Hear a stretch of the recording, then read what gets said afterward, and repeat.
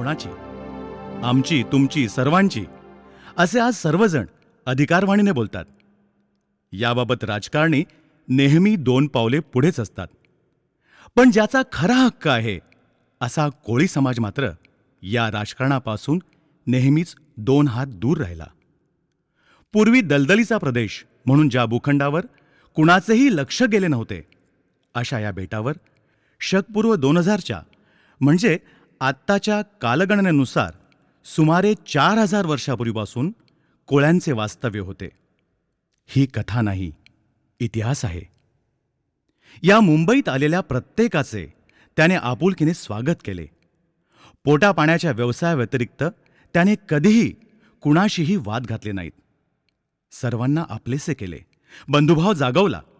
आपल्या अपार कष्टाने सागरी अन्न आपल्या भावंडांना मिळवून दिले. 7 बेटांमध्ये विखुरलेल्या मुंबईवर स्वातंत्र्यापूर्वीपासूनच अनेकांनी आपला हक्क प्रस्थापित करण्याचा प्रयत्न केला. बिंबराजाने माहीम येथे आपली राजधानी स्थापन करताना आपल्यासोबत अनेक जाती धर्माच्या लोकांना मुंबईत आणले. तेव्हा कोळी बांधव समुद्रकिनारीच आपल्या खोपट्यात सुखाने संसार करत होता. नागरशहाने बिंबांचे राज्य खालसा केले तेव्हाही कोळी बांधव समुद्रकिनारीच होता. नंतर मलिक अहमदाने हा प्रांत काबीज केला, तरीही कोळ्यांनी आपला किनारा सोडला नाही. पोर्तुगीजांनी मुंबईवर आपला अधिकार मिळवला तेव्हाही समुद्र हाच कोळ्यांचा तारणहार होता. नंतर हीच मुंबई पोर्तुगीजांनी इंग्रजांना आंदण दिली, तेव्हाही कोळी बांधवांना त्यांनी समुद्र किनारा सोडा असे आदेश कधीच दिले नाहीत. इंग्रजांनी आपले व्यापारी केंद्र म्हणून मुंबईचा विकास करण्याचे ठरवले आणि अनेक व्यापारी कारागीर यांना मुंबईत येण्याचे आमंत्रण दिले. तरीही मुंबईचा आद्य रहिवासी असलेल्या कोळी बांधवांची, माता भगिनींची कुणी दखल घेतली नाही. हे जरी खरे असले तरी त्यांना तेथून हुसकावूनही लावले नाही. मुंबई स्वतंत्र झाली आणि आपले सरकार आले तेव्हाही महाराष्ट्राच्या धुरंधर नेत्यांनी या कष्टकरी समाजावर उपासमारीचे संकट येऊ दिले नाही. त्यांच्या जगण्याचा हक्क, त्यांची समुद्राशी असलेली बांधिलकी पाहून त्यांना समुद्रापासून कधीच दूर लोटले नाही. भाई बंधनकरांनी राजकीय वरदहस्ताचा वापर करून अनेक समाजोपयोगी निर्णय घेतले. आज याच महाराष्ट्रात जे काही घडतंय ते फारच भयावह आहे.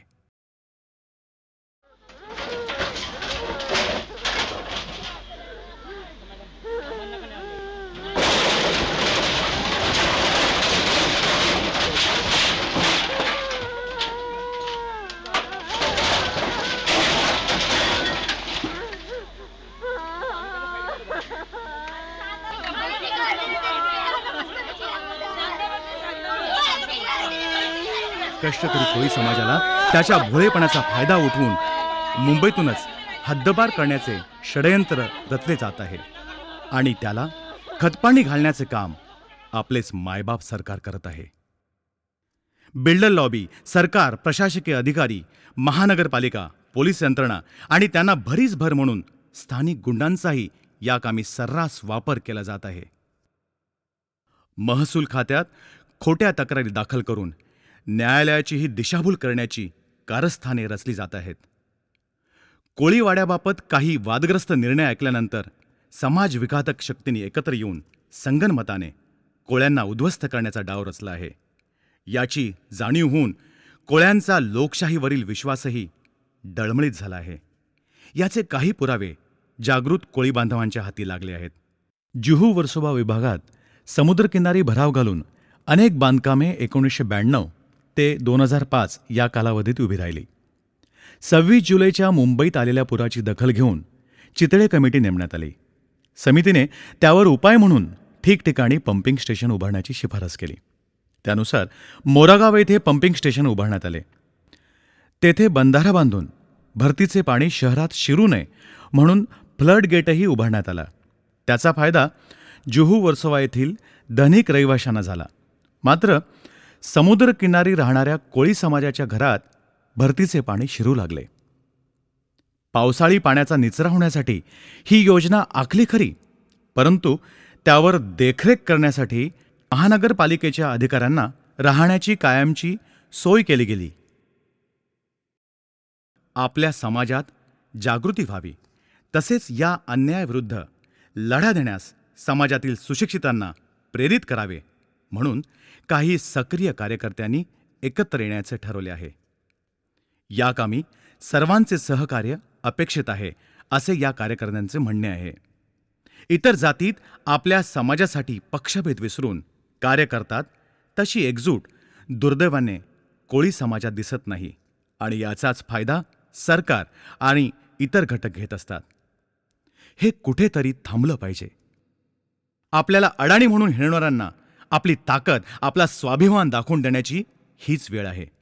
त्यासाठी आपली कशी ससे होलपट होत गेली आणि ती थांबवण्यासाठी आपण काय काय प्रयत्न केले पाहिजेत याचा प्रचार आणि प्रसार करण्याचा ध्यास या मंडळींनी घेतला आहे. मुंबई ही भारताची आर्थिक राजधानी आहे.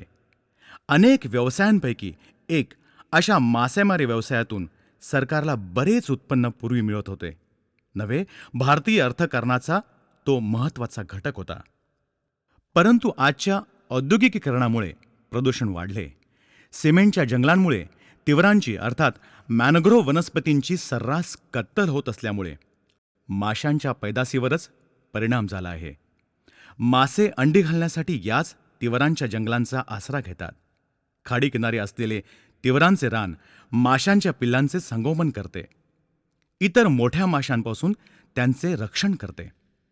परंतु बिल्डर लॉबीने पैशाच्या हव्यासापोटी कायदा धाब्यावर बसवून या वनस्पतीची कत्तल करून त्यावर भराव घालून टोले जंग इमारती बांधण्याचा घाट घातला आहे.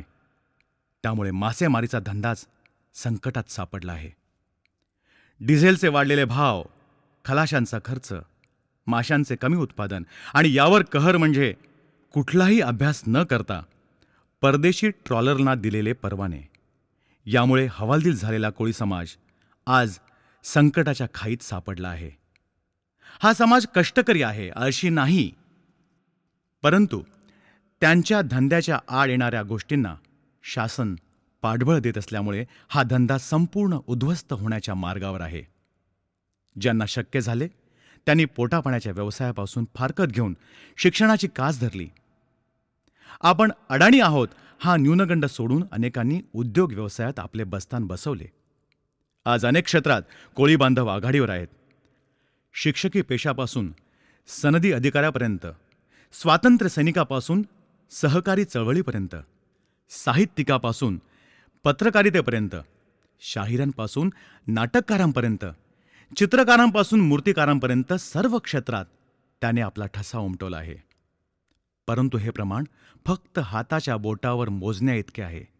अजूनही 90% कोळी बांधव मासेमारी क्षेत्रात आपला पाय रोवून उभा आहे. मात्र तो आधुनिक तंत्रज्ञान विकसित करण्यात मागासलेला असल्यामुळे आपली प्रगती करू शकत नाही. आधुनिक पद्धतीच्या मासेमारीचे तंत्र अवलंबण्यासाठी त्याची मानसिकता घडवणे जरुरीचे आहे. त्याला जबाबदार कोण? कोळी बांधवच. हे ओघाने आलेच, परंतु सरकारही त्याला अधिक जबाबदार आहे. कारण आज ज्या योजना कोळी बांधवांसाठी केंद्र सरकार आखते आहे आणि त्याला निधी मंजूर करते, त्यात कुठेतरी तफावत आहे. कारण ज्या योजना आखल्या जातात त्या कोळी बांधवांच्या गरजा हेरून आखल्या जात नाहीत, तर सनदी अधिकारी आपल्या ज्ञानाचा आणि अधिकाराचा वापर करून त्या अशा तऱ्हेने आखतात की त्याचा फायदा इतर धंदेवाईक लोक उठवतात. उदाहरणार्थ, 1 कोटीची योजना असेल तर त्यासाठी 25 लाख रुपये लाभधारकास आधी भरावे लागतात आणि हे गरीब कोळी बांधवांच्या आवाक्याबाहेरचे असते. अशावेळी त्याचा फायदा इतर समाजातील धनदांडगे आपण कोळी असल्याची खोटी कागदपत्रे सादर करून उठवतात. केंद्र सरकारचा कोळ्यांसाठी राखून ठेवलेला कोट्यावधीचा निधी अशा प्रकारे वापरला जातो किंवा सरकार जमा होतो अथवा तो इतर ठिकाणी वळवला जातो आणि कोळी बांधव या मदतीपासून सदैव वंचित राहतो. कोळ्यांच्या गरजेनुसार मागण्या केंद्र सरकारकडे मांडून त्याचा पाठपुरावा करणे हाच यावरील एक उपाय आहे. कुठलीही योजना आखताना कोळ्यांचे हक्क शाबूत ठेवून त्या अंमलात आणल्या गेल्या तरच कोळ्यांची ही दैन्यावस्था दूर होण्यास मदत होईल. अन्यथा कोळ्यांची पुढची पिढी बिल्डर माफियांच्या दबावामुळे पूर्णपणे देशोधडीला लागेल. आपल्या पारंपरिक धंद्यामुळे कोळ्यांनी शेवटपर्यंत किनारा सोडला नाही आणि त्यांच्या उद्धारासाठी मायबाप सरकार कोळीवाड्यांना वाढीव FSI दिल्याचे भासवून त्याचा प्रत्यक्ष लाभ बिल्डरांच्या झोळीत टाकून मोकळे होते. वाढीव FSIचा लाभ प्रत्यक्ष कोळ्यांना मिळावा म्हणून केंद्र सरकार आणि राज्य सरकारने त्यांना आर्थिक तरतूदही केली आहे. परंतु ही योजना प्रत्यक्षात अंमलात आणणे सहज शक्य होऊ नये म्हणून कागदपत्रांची पूर्तता करण्याची प्रक्रिया मात्र किचकट करून ठेवली आहे. त्यामुळे कुणीही सामान्य कोळी बांधव केंद्र सरकारची योजना असूनही आपले घर स्वतः बांधू शकत नाही. कोळीवाडे उठवण्यासाठी बिल्डरांना झुकते माप देऊन कोळ्यांच्या पुढच्या पिढ्या उद्ध्वस्त करण्याचा कुटील डाव बिल्डरांनी आखला आहे आणि या कामी शासकीय अधिकारी, आमदार, खासदार यांची फौज बिल्डरांची तळी उचलून धरण्यासाठी सदैव तत्पर असते. नियम डावलून किंवा केंद्र सरकारकडून विशेष परवानगी आणून बंगलेधारकांना बंगले बांधण्यास राजरोस परवानगी दिली जाते आणि पूर्वापार राहत असलेल्या कोळ्यांची घरे CRZचा बडगा दाखवून अथवा तो प्लॉट खेळाचे मैदान म्हणून राखीव दाखवून तोडली जातात. कोळ्यांचे मासे सुकवण्यासाठी पिढीजात वापरात असलेले खळे आरक्षण बदलून नाना पार्कसाठी वापरून जमीन ताब्यात घेऊन कालांतराने त्यावर इमारती उभारल्या जातात. कायदे हे सामान्य जनांच्या हितरक्षणासाठी असतात, परंतु आजचे चित्र भयावह आहे. अशिक्षित समाजाच्या अज्ञानाचा फायदा उठवून कायद्यातील पळवाटा शोधून त्यांच्या जागेवर अतिक्रमण करून त्यांना देशोधडीला लावण्याचा कुटील डाव सर्व हितसंबंधित एकत्र येऊन आखत आहेत. धनिकांनी केलेली ही बांधकामे सर्व संबंधितांना हाताशी धरून नियमित केली जात आहेत. अशी उदाहरणे कफ परेड, जुहू, माहीम अशा मोक्याच्या ठिकाणी होत आहेत. SRAचा कसा गैरवापर केला जातो याचे ज्वलंत उदाहरण म्हणजे मोरागावचे प्रकरण आहे.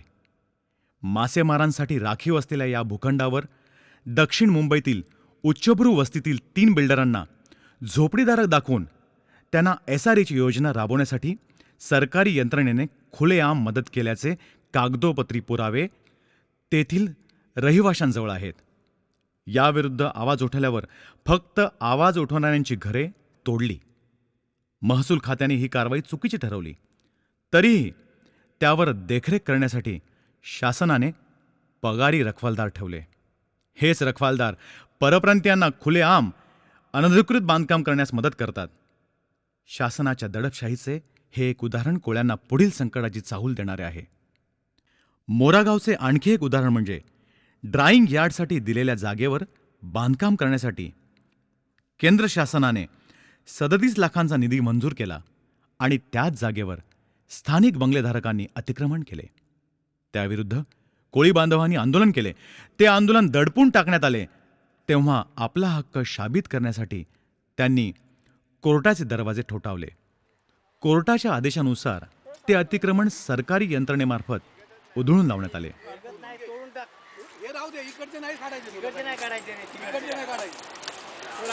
परंतु एका बाजूचे कुंपण मात्र त्यांनी तोडले नाही. याचे कारण विचारले असता सरकारी अधिकाऱ्याने उत्तर दिले की या जागेवर अतिक्रमण होऊ नये आणि मच्छीमारांनी ही जागा वापरू नये म्हणून हे कुंपण असेच ठेवले आहे.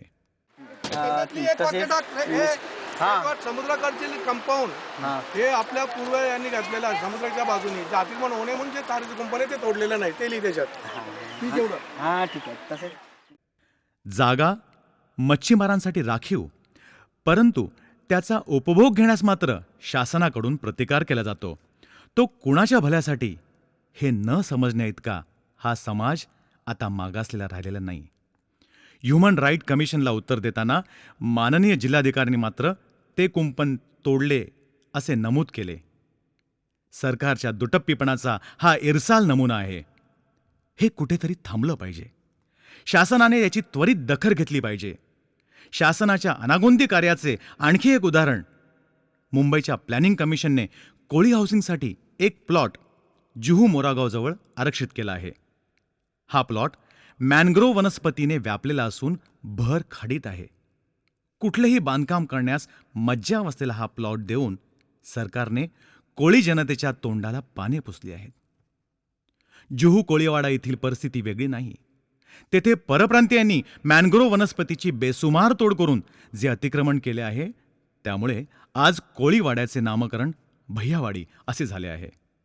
कफ परेडचा मच्छीमारांच्या गृहप्रकल्पासाठी राखीव असलेला प्लॉट इतरांना देण्यात आला आहे.